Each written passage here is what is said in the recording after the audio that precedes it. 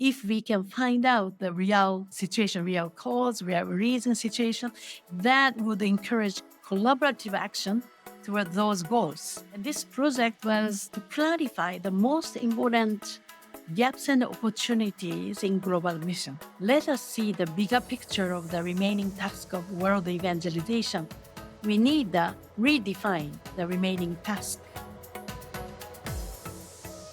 Welcome to the Lausanne Movement Podcast, where we have a passion to accelerate global mission together. If you like today's episode, won't you take a moment to rate and review our podcast and subscribe? That way you won't miss a thing. And now, for today's interview. Well, Dr. Eiko Takimazawa, welcome to the podcast. Hi, very nice to see you, or nice to meet you. I'm so excited for this conversation. Today, we're going to be talking all about the Lausanne listening process. And we've recorded just about over 50 interviews on this podcast. And we've had numerous guests who have spoken about the listening process, have spoken about the reports that have been released by you and the team that have put it together.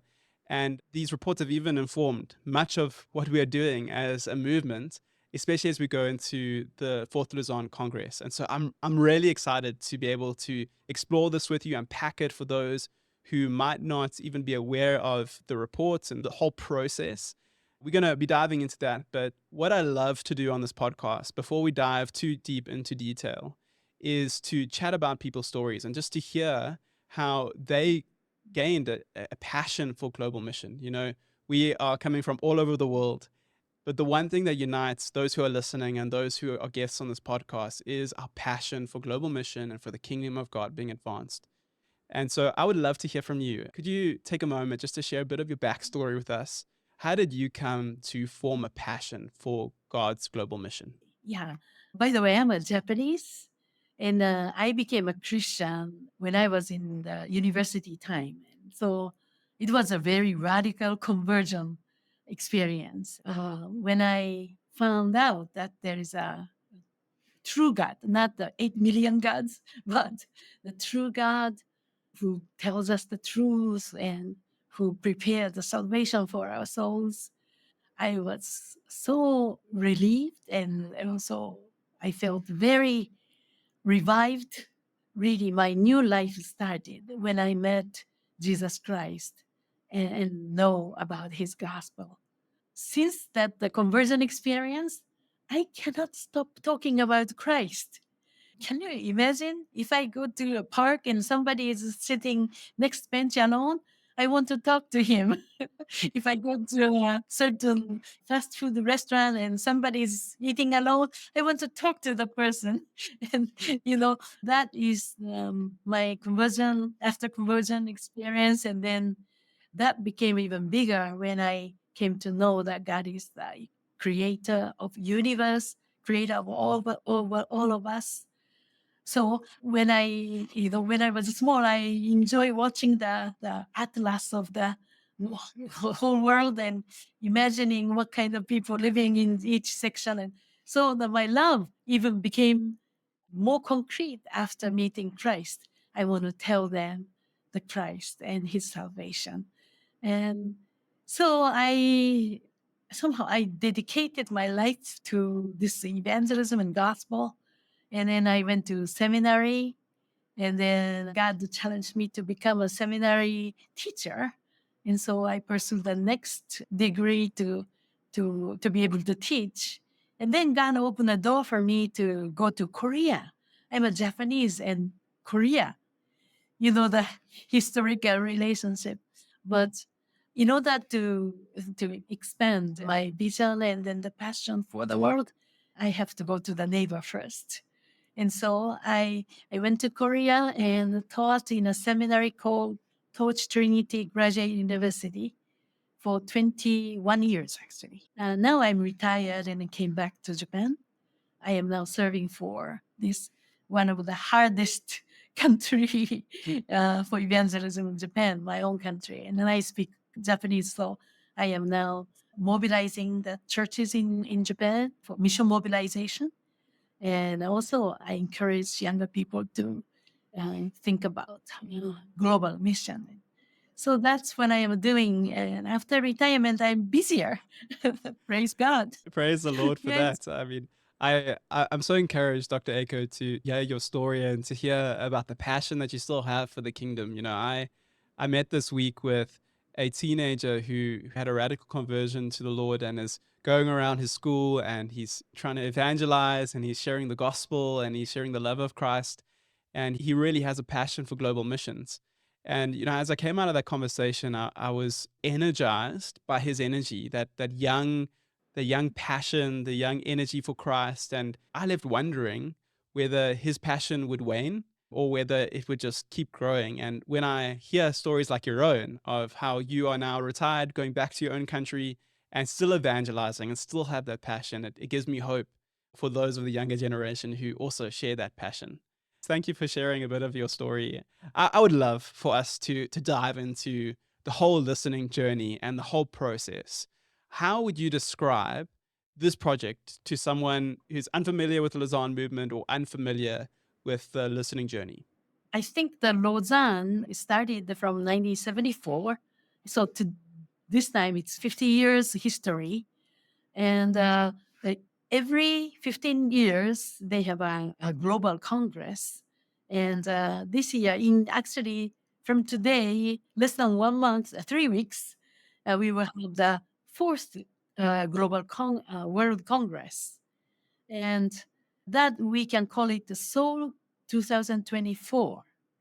We are expecting 5,000 participants inside and then another 5,000 virtual participation. So 10,000 evangelical Christians gathering for this. But this Seoul 24 is actually it's a Lausanne 4, but the leadership of Lausanne decided that Lausanne 4 is not just a one-time congress. It's a process looking at the 2050. So it's a journey, multi-year, and then the polycentric journey that views 2050. So that's the Lausanne 4. And so Incheon 2024 Congress, as I mentioned, it's a 50th year landmark of the Lausanne history. And prior to this L4 journey and then Seoul 24 Congress, the Lausanne leadership formed three groups for preparation. First group is a Seoul 24 planning team. And the other one is Nehemiah action team. And then the third one is global listening team. Our group is global listening team. And this project was to clarify the most important gaps and opportunities in global mission. If we can find out the real situation, real cause, real reason situation, that would encourage collaborative action toward those goals. And so the global listening team was formed with 22 key leaders from different regions. And the international Lausanne staff were also added, and Dr. Steve Moon, who did the research analysis, the major task, Dr. Steve Moon, he is the leader, and then I also supporting as a co-leader of the group. So I love how you painted the picture. You've spoken about how Seoul Incheon 2024, the Fourth Lausanne Congress, isn't just about one moment in history. It's not just another gathering of Christians. It's a journey, and there's been a journey before leading up to it, which the Global Listening Team has been involved in preparing ourselves as a movement for this gathering and drawing out listening from the global church. And we have the Nehemiah teams, which are now called the Collaborative Action Leadership Forum, which is all about collaborative action, which we're hoping will continue after the Congress. So the whole process is before and after, and we are all somehow, if you're listening to this, you are caught up in this process as it is. And so could you share with us a little bit about the strategic intent behind the listening process and maybe some of the implementation? Could you walk us through how you implemented this listening process? Who were the key people that you've spoken to? For those who haven't heard about it, I mean, it was a multi-year process and you had major milestones. Could you unpack that for us? Yeah, the listening is very important because observation is from outside we can observe objectively. But without knowing the insider's view, we call it emic view, insider's view, and the voice, real voice. What we do is like half information. So I think the listening to the people in the different parts of the globe is so crucial to make this Seoul 24 and the Lausanne 4 journey very meaningful. And so I think this global listening effort is to bring about the emic view of the world situation. Awesome. So could you share some of the processes, the milestones that you guys went through in order to listen to the people? We approached to the regional leaders and also issue group leaders, 36 groups we formed, and asked 5 questions to the people, the leaders of these groups. And then these 5 questions go through to the end of this the global listening project. And then I will share what are the 5 questions that is so important. The first one, what are the most significant gaps and remaining opportunities toward the fulfillment of the Great Commission? So gaps and opportunity. Second, what promising breakthroughs and innovations do you see that accelerate the fulfillment of the Great Commission? This is a positive side that we can observe now. Third one, in what areas is greater collaboration most critical in order to see the fulfillment of the Great Commission? Fourth, where is further research needed? This is very simple. What needs to be researched more? And then the last question is, to whom else should we be listening as a part of this process?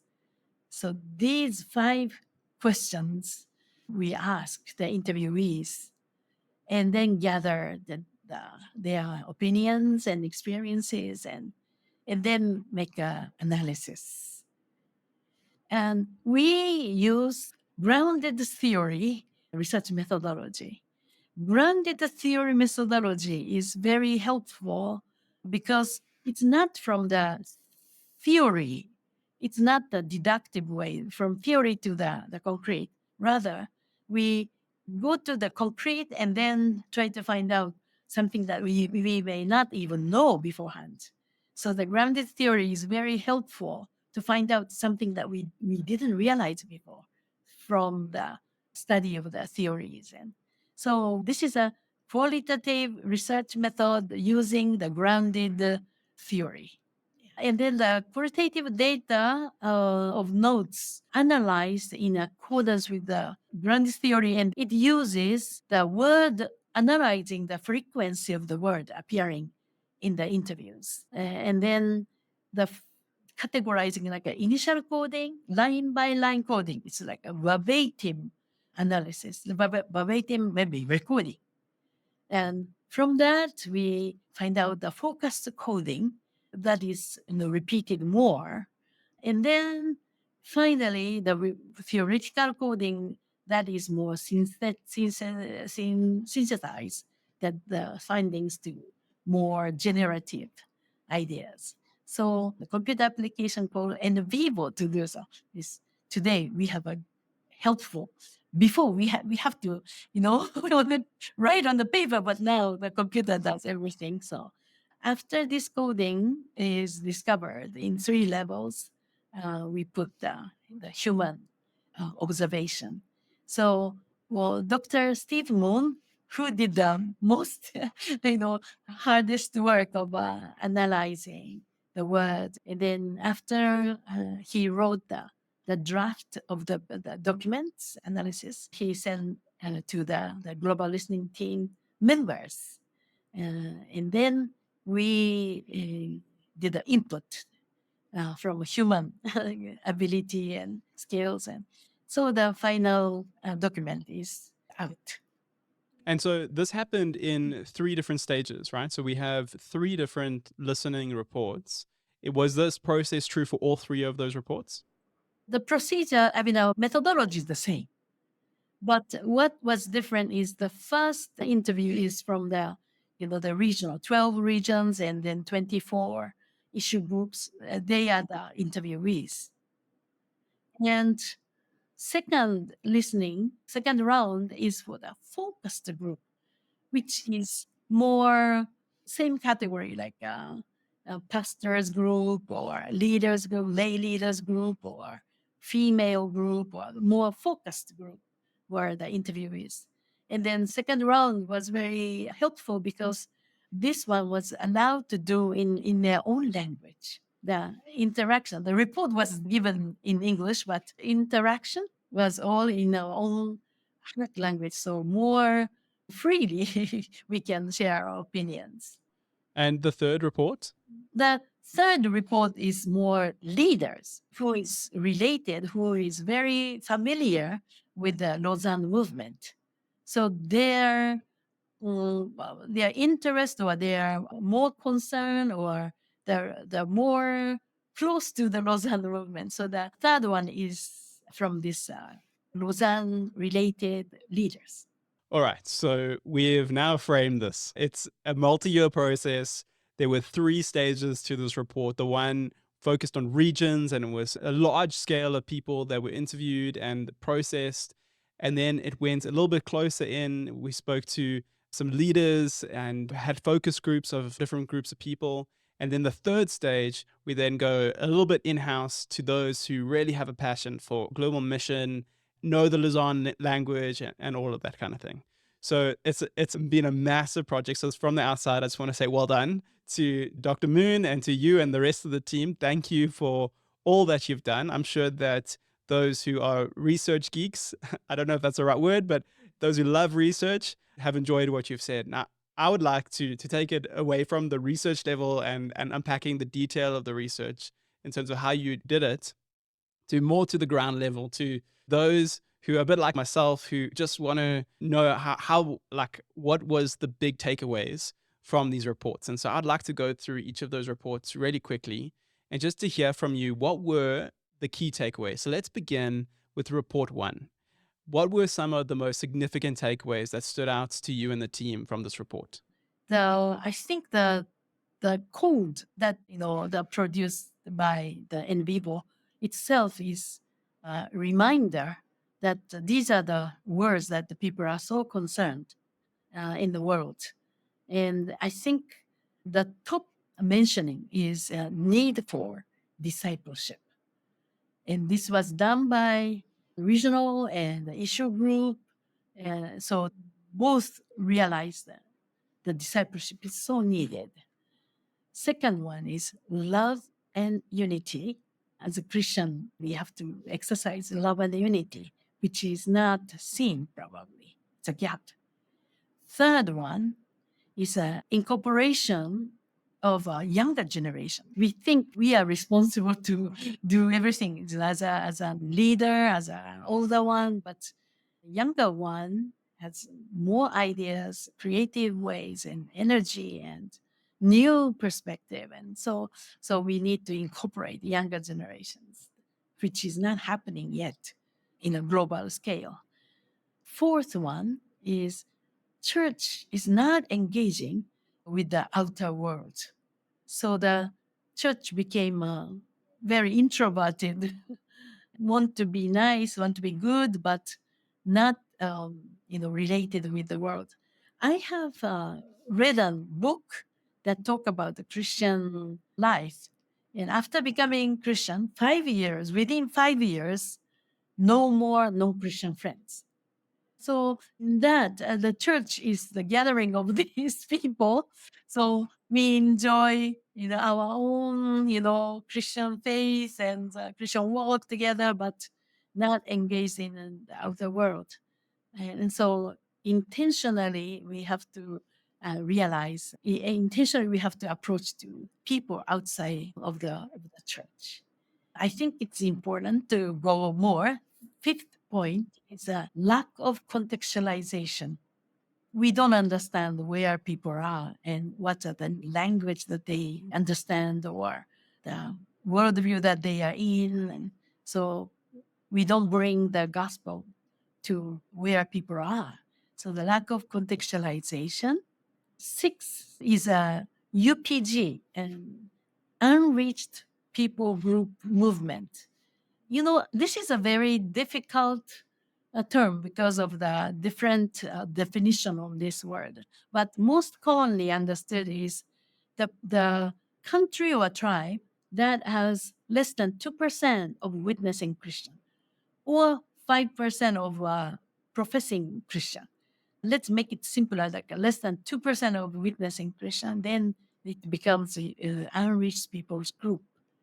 Nowadays, we put one more UUPG, unengaged, unreached people's group, which is even never even 2%. It doesn't go to 2%. This is our responsibility to reach to the end of the earth, and we need to fill the gap for this unreached people's group mission. Yeah, no, I mean, Dr. Aiko, as you're speaking, I'm just reflecting on how the need for discipleship impacts all of these other points that you've highlighted so far. If our people are being discipled, they should grow in love and in unity because I was core to Jesus' message. There would be an automatic engagement with younger leaders because if I'm a disciple, I'm making disciples. And to make disciples, you have to engage with other generations, right? If you are a true disciple, you're in the world, you are growing in connection. And so you're going to be engaging with the world. You're going to be understanding the context in which you live. And as a disciple, we're called to go to the ends of the earth to share the gospel. So, I mean, all of these are going back to point number one, which is discipleship. Yeah, I totally agree with you. And somebody who responded this interview also mentioned the same thing. Discipleship so important. Yeah, and then number 7 is evangelizing the younger generation. Is also gap that the church is struggling to survive in my country, and eh, when they approach to the younger one, it doesn't bring how can I say stability. Because of younger people can move out to different places, or their how can I say financial support is also still they are young. And so we tend to focus on the already mature members, but the younger generation is our future. And so this is also pointed out. Number 8 is a gap in the resources.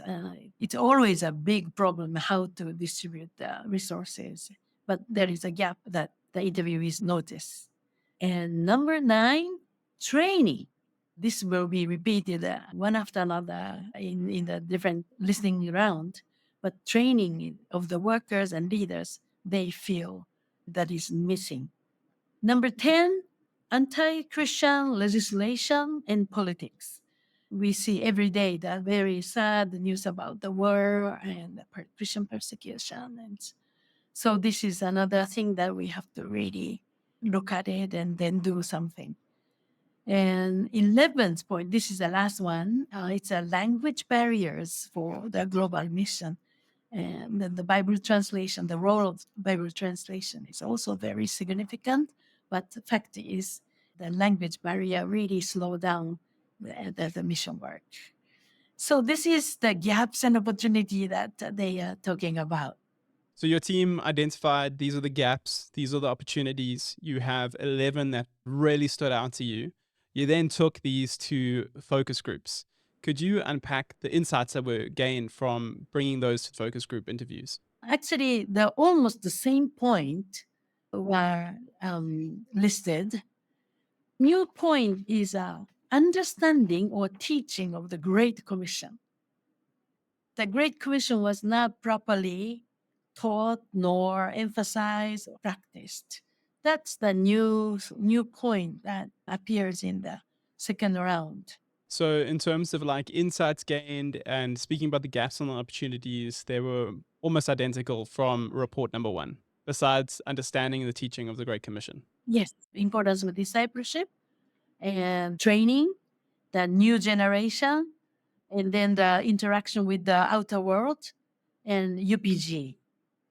So these are point that was already mentioned in the first round. So, Dr. Aiko, you've done a really great job of unpacking report number one, expressing how report number two just re emphasized report number one and all the big points that were brought out of it.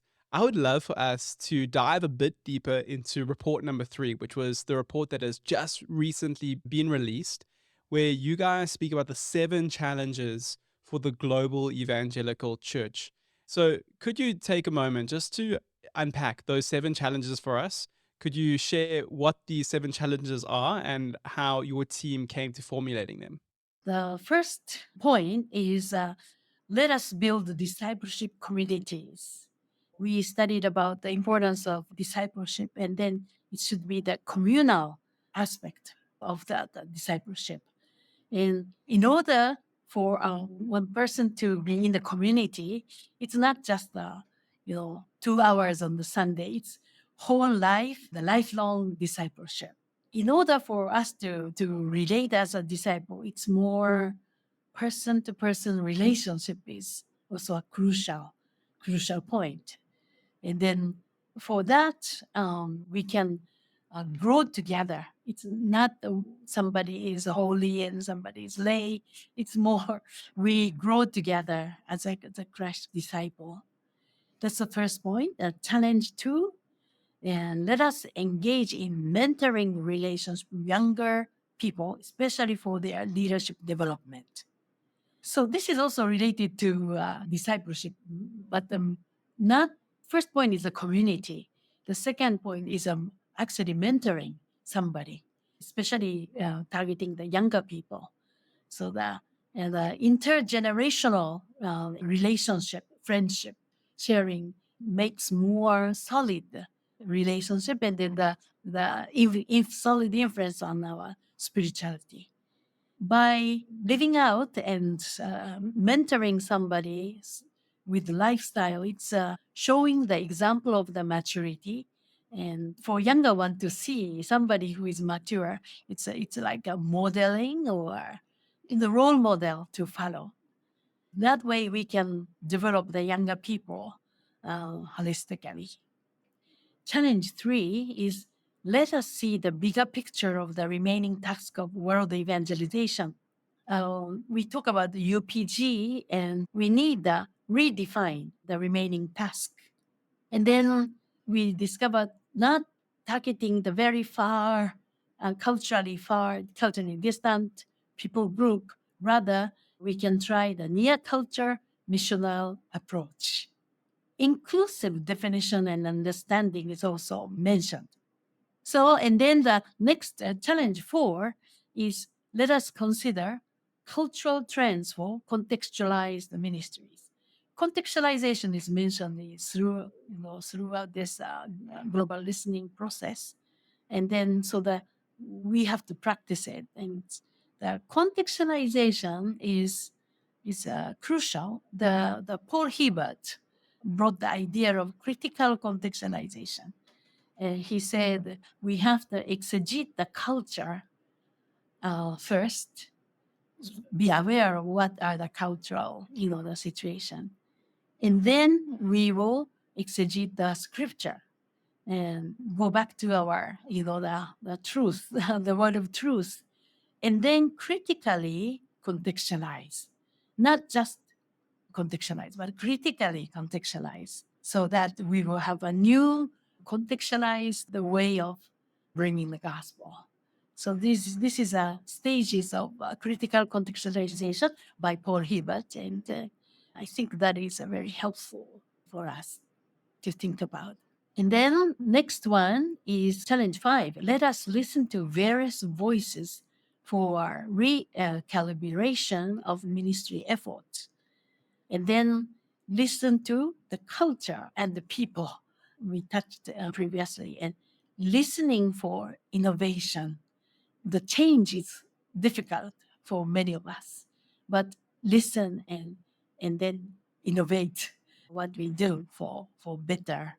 And then gender equality and listening to women is also mentioned.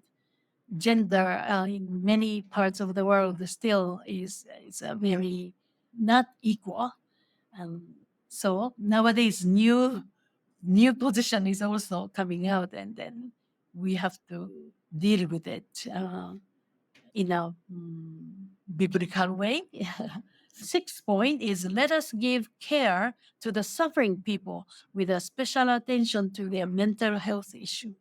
So much disasters, both natural disasters, also human disaster, war and internal conflict. And many people are suffering in different parts of the world.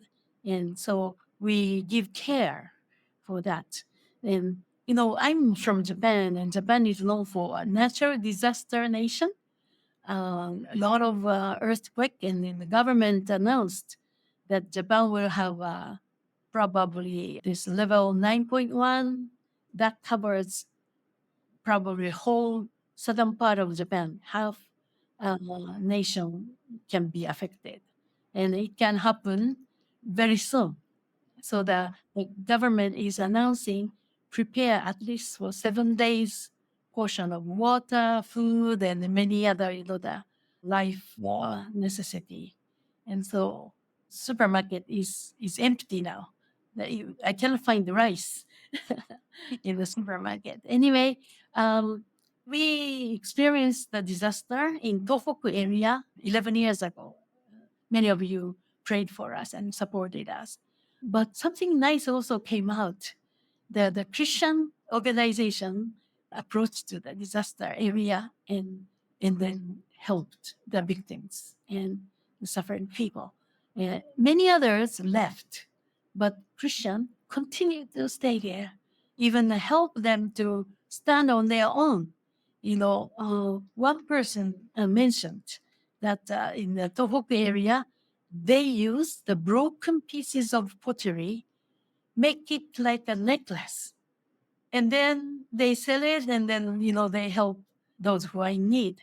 I do have a pendant of that, and when I look at it, I can pray for them. And so another thing that this challenge 6 mentioned about the health issue, mental health issue too. Today, so many mental difficulty that they are facing, and then I remember Jesus' ministry is telling the truth, talk about the kingdom, and then he healed, and then the church should not neglect, minimize this call for healing. And then I think the challenge 6 is about it. Can I talk about Japan also? One more thing about mental health. Yeah, Yeah. 100%. Please. 1.5 million people cannot come out of their own room. We call it hikikomori, which means withdrawn. And this is a social issue. And then some of them, they cannot find the food, and they, die in the solidarity. And it's a social issue, 1.5 million. And then it's not just a Japanese problem now. When I talk about this, there's some Asian countries mention about we do have that similar problem. So this healing, mental healing is probably very important ministry for us. The last challenge 7, let's tell the lived stories of God's unconditional love. I like this a lot. It's a story, but it's not just a concept. It is a life. And then the testimony, and it's a power of God and love of God.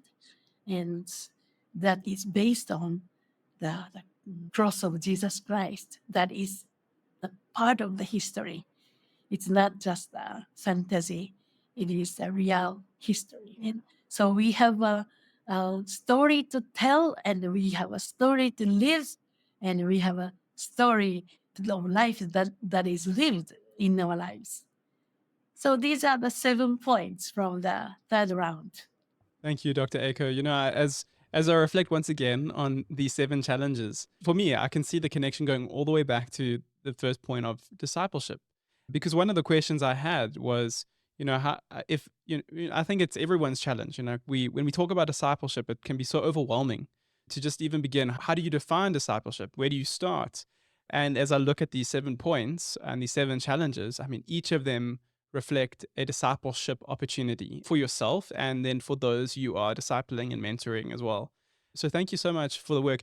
At the end of your report, you had this beautiful illustration of a house, and a number of them were the foundation of the house, and you had pillars and you had the roof. Could you unpack that for us and just explain that to our audience? Yes, the first 3 points, like the discipleship and mentoring, and the bigger picture of the global mission, it's the foundation of the house, and listening and caring is the pillar of the house, and then the storytelling, God's unconditional love, is the roof of the house. And so it's like a foundation and approaches, and then the message. That's the house illustration. So this whole third report was meant to answer the question, so what? And as we begin to wrap up this interview, would you just share your hope for those who are listening to this, those who are reading the report? What would you like them to do? Having heard these insights, having heard the report, having maybe engaging further, what is the so what for them? Christian life is not just the cognitive. The Christian life is affective and also evaluative, and also that produces the action.